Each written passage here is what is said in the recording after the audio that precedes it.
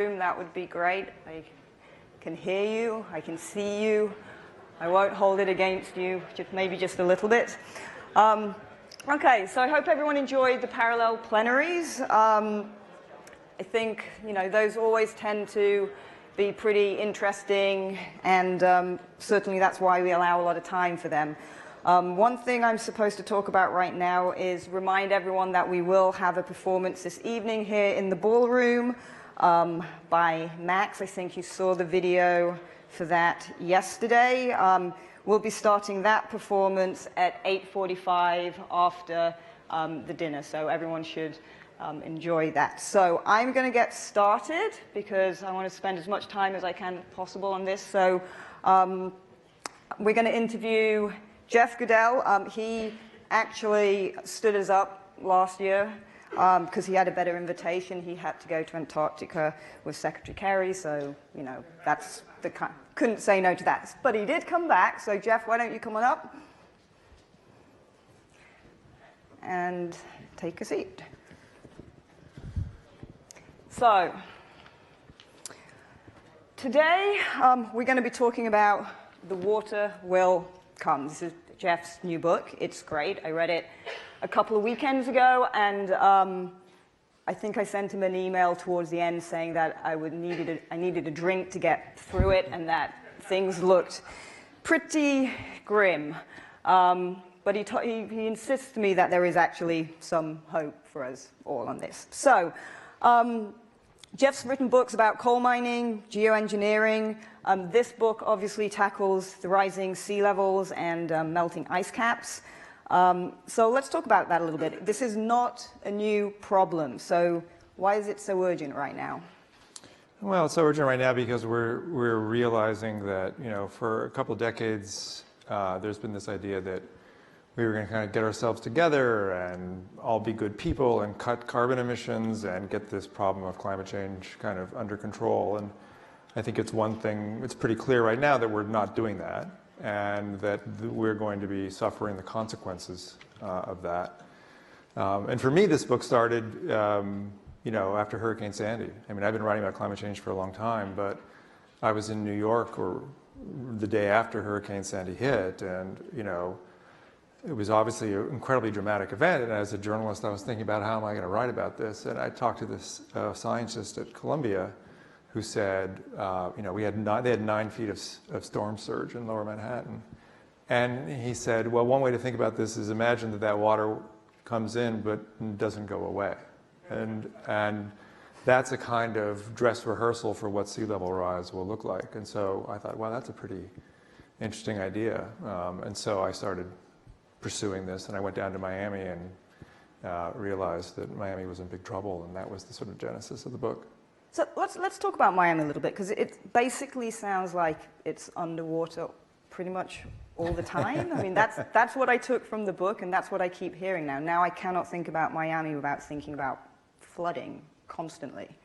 Well, good, because it's true. I mean, not all of Miami floods constantly, but after Sandy, I went to Miami right away, and I happened to be there during king tides, which is right about this time of year. And I was walking around Miami Beach in this area called Sunset Harbor, lots of $1-million condos and things, in water up to my knees, just on regular king tides. What are king tides? Can you explain? King tides are just every year for various reasons of the positions of the sun and the moon and currents and things like that. The high tides are particularly high, so it's just this 2-week event every year. That's now because it's such a sort of flooding event in Miami. It's kind of like a kind of weird sort of tidal Mardi Gras down there in a way. I mean, everybody, it's like parties in a way around the king tides. So you said that's happening around now? Yeah. So I'm going to Miami next weekend. Do I need wellies? Because I didn't pack any. Yeah. Okay. I'll have to get some then. Okay, so I don't know if you guys heard earlier when we were in here, this sort of like booming noises or some banging. Let's talk about that a little bit. So I heard them, I know a few other people on stage did, and we were like, why is all this banging happening? And it turns out that they are reinforcing some pillars or something on the coastline. And as it happens, this apparently is sort of like a ground zero for this issue. Is that correct? Yeah, so, I mean, one of the things about climate change in general and sea level rise in particular is that a lot of people think of it as some faraway problem, that it's something that, you know, we'll deal with when we get ready for it, and, you know, we'll take care of it later. And of course, the wildfires here were one example of, you know, sort of the urgency of what the consequences can be now. But for sea level rise, lots of people think it's this sort of long, slow slope that, you know, maybe in 30 years we'll worry about it. No, it's not. That's not the way it's happening. It's even modest changes in sea level rise have a big impact. And we know the seas in the past have risen in these pulses, in very dramatic pulses. So it's not a linear thing. And it turns out that right here, literally this hotel, is a great example of the risks of sea level rise right now. If you go outside and you walk out onto the patio and you see a chain link fence that's up, they're repairing the coast there, in front of the hotel there. It's eroding away. This place where we are right now is like the hot spot in Northern California for the problems of sea level rise. So we shouldn't come back for a conference in a few years here. It won't be here. Yeah. And I mean, no, I mean, seriously, I mean, obviously this hotel will be here for a little bit of time, but I don't know the details of like how this is valued as an asset, but you know, when you have a coastline that's eating away, you know, 50 feet from your however many millions of dollars this hotel is worth, it's going to be worth some millions of dollars less because it's soon going to be in the Pacific. So how do you value it? I mean, and this is not a far away. This is a now problem. And this is what you keep saying. This is really a now problem. Right. Depending on where you are in the world, you feel it slightly differently. So, you know, people are better with sort of context and things that they're used to. So let's think about this a little bit. So most of us will probably be dead. But if I was Ray Kurzweil, because I'm never going to die, what are our coastal cities going to look like in 100 years? Like, which ones are still going to be there? Which ones will be gone? How's Silicon Valley going to do? Because I understand from you that, you know, this is actually not the best place to be building stuff as well. Yeah, I mean, it's hard to say exactly, you know, what they will look like because, as we all know, the future moves in unpredictable ways, and I don't want to predict the future in the sense of how a city will look, but I do know that coastal cities like Miami is the poster child because the vast majority of all Miami-Dade County and of all southern Florida is less than 6 feet above sea level. And the projections for the end of the century are as high as 8 feet. And we don't know exactly what they're going to be. Most scientists that I know are on the sort of escalating side. The higher is becoming more and more likely for reasons that we could talk about. But a city like Miami is built also on a kind of porous limestone, so that even if you tried to build walls, it won't really help because the water will go underneath. It's like building a city on Swiss cheese. So it's very hard to imagine what Miami looks like by the end of the century. And you know, maybe there will be ways of creating floating houses and things that you know, there's a lot of attention to that kind of stuff, platform cities. But you know, the problem is not just like, let's build our house a little bit higher and we'll be fine. The problem is airports. The problem is roads. The problem is all this coastal infrastructure, sewage, huge problem for a lot of places. So cities that are on higher, like New York, is very vulnerable in certain places, the Rockaways, South Brooklyn, Lower Manhattan. But Lower Manhattan, they have a lot of money. It's the most valuable real estate in the world. They're going to build a giant wall. They don't like to call it a wall. They call it a barrier with amenities. But so you'll be able to get your Starbucks as you know, watch the tides come up. And Boston will be hugely, Back Bay of Boston, basically anything that's built on landfill. The new Facebook headquarters, gone. I mean, you know, anything that's on these landfill places are really in trouble. So why do people keep building on them? Because they haven't kind of computed this. And for some people and for some places, you know, if you think, oh, I'll be okay here for 20 years, you know, depends on what your kind of time horizons are.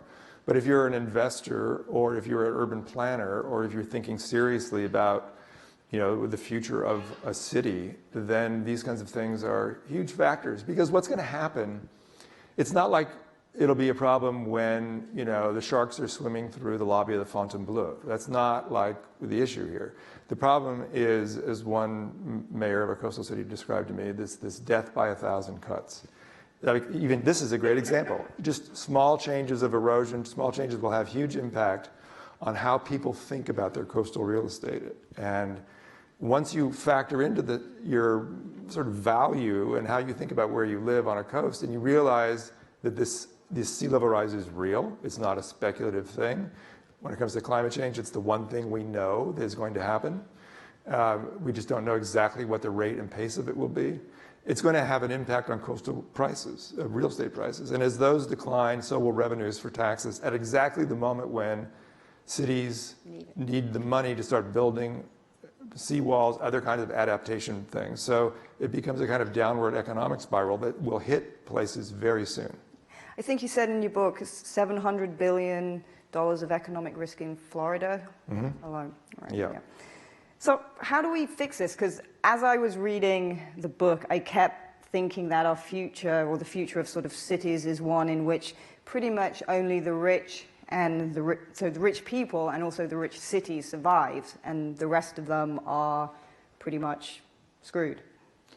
Well, I mean, certainly, two things that matter most in this are money and elevation, right? So if you have money, you can build structures of defense and you can move away. And if you have elevation, you're on higher ground and it's less of an issue. So certainly cities, Seattle, for example, will be far better off than Miami will be. And I think that as this sort of begins to percolate into this sort of awareness of what's going on in our world, I mean, we talk a lot in this conference about disruptive change. I mean, Mother Nature is putting the sort of mother of all disruptive changes coming towards us right now. And so certain places will do better than other places. And I think that one critic called my book strangely optimistic because I didn't get that, but yeah, I would say very strangely optimistic. But I do think that we have this idea, and this again right out here is a great example, is we think of our world as fixed. We talk about our dynamic economy, but we don't talk about our dynamic nature very much. And one of the things we're learning with climate change is that our world that we live in is very dynamic, and our coastlines especially.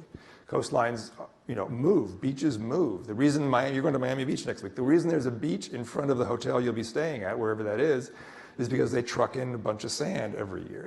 If it was up to nature, those would be limestone crags there, but they're keeping the sand there. But that will be increasingly difficult and more difficult to do.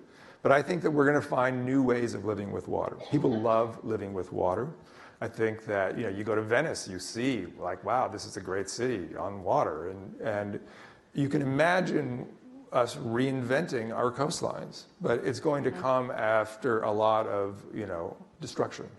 So I do want to go to questions, but I want to ask you one. So one thing that I know you do feel or worry about is the issue of climate refugees and what all this water will do in terms of displacement of people. So can you talk about that a little bit? Yeah, I mean, I think when we talk about climate change impacts, whether they're, droughts or rainfall events or weather patterns or sea level rise, we often think about the direct impacts like I'm talking about with real estate and things. But it's the sort of secondary impacts that I think are going to be really consequential. And refugees are a great example of that. We see that already right now with what's happened in Puerto Rico and people, moving to the mainland. We see that in low-lying areas of the Gulf right now. I was with my daughter, we were visiting the Grand Canyon, and we were driving on Route 66, the old road that they fled from the Dust Bowl to the west on. And there was a couple of cars stopped that said, "We're fleeing Harvey." And I talked to them. They're like the new Jodes. They're like, "We've been living on the coast. We're sick of being flooded. We're getting out, and we're moving." And there's going to be a lot of that. I mean, the one recent demographic study showed 2.5 million people being displaced out of just Florida. Wow. And then you start thinking about places like Bangladesh, and when you amplify this, I went to the Marshall Islands. They're still there. Sorry? They're still there. for now, for a little while. I mean, they're lucky they have this, because we bombed them so badly and used them as, guinea pigs in the nuclear age. They have a pact where they can come to the U.S., so they have a place to go. But still, they're facing, as the foreign minister told me, an existential crisis. I mean, they're not just going to be displaced, their nation will be underwater. I'm going to go to questions, so if we can get the lights up, maybe they are up. And I'm going to go to Amanda. Hi. Such a pleasure to hear these insights. I admire your reporting and have followed it for years. There's a passage in your book where you describe your interaction with President Obama, and you had several hours of interviews with him about his strategies in climate policy. Can you walk us through that? And sort of you really push him to defend his strategies on climate policy. But what was that like, and how much do you think he ultimately accomplished on climate legislation? Well, so I was lucky enough to go to Alaska with President Obama in September of 2015 as he was trying to build support for the Paris Climate Agreement. And he wanted to bring a journalist with him to kind of go to Alaska and highlight the risks, because Alaska, of course, is a kind of poster child for both the dependency on fossil fuels and the fact that the whole state's melting like a popsicle on a hot summer sidewalk. So we went up there, and I was lucky enough to be able to sit down with him in this 8th grade classroom, just him and I, above the Arctic Circle, and talk for an hour and a half about climate change. And it was really remarkable to be able to have this one-on-one with President Obama. I think that my biggest disagreement with his strategy was, he has this, he understood the urgency of it. He understood the science. He really got it. I have a really good kind of bullshit detector for people who think they understand climate change or energy issues, but they don't really, and they are pretending, especially politicians. And he is not one of them. And he totally got it and totally understood it. But his political strategy was different. He understands the urgency of it, but I was like, why aren't you pushing harder? You understand how, as he put it, this is a problem where there's such a thing as being too late, and he got that. But, I don't think that he pushed hard enough. He certainly bailed in his first term in a profound way on this when he had a great opportunity to get legislation through. And, he basically said to me, if I push too hard on this, I think there's going to be a big backlash. And sometimes the shortest distance between 2 points is sort of a zigzag. And so he was trying to sort of, strategize about this. And I actually think that I think he totally blew it in the first term and had a great opportunity to get a carbon legislation, a carbon tax of a sort, cap and trade legislation through, and didn't do it. Chose healthcare instead, which was, a judgment you can make. But I think that, getting the Paris deal done and bringing China into this and really making China a partner in this was huge. And even though we all know what's going on with the Trump administration, I still think that what was accomplished in Paris will pay dividends. I still think that we're not doing anywhere near enough, fast enough. Nobody has grasped the scale of this problem. We can all talk about renewable energy and electric cars and Tesla and all this great stuff and solar panels, but there's only one measure that really matters in this, which is the CO2 concentration of the atmosphere. It's measured at Mauna Loa, and if you look at that over the last 30 years, it's just this, accelerating arc. There's no flattening, there's no bumps, where it's just getting worse and worse and worse and higher and higher. So we're not even close to grappling with this problem. So I want to give a couple of other people a chance for questions. So I think there's one more here. Yeah. Hi, my name is Dimitri. So you touched on the non-linearities of climate change, Yeah. which to me are the most frightening, because the most extreme events are the ones that cause the vast majority of damage. Right. And Sandy, of course, being a great example. Could you talk to us a little bit more about that? And could you also speak about the effect that this would have, the life-altering effect it would have on agriculture, because of where we grow our crops, how we grow them, the amount of sun, and how that would be affected by changing climate. Right. I mean, obviously, subtle changes in rainfall patterns can have profound effects on where we grow our food and how we grow our food.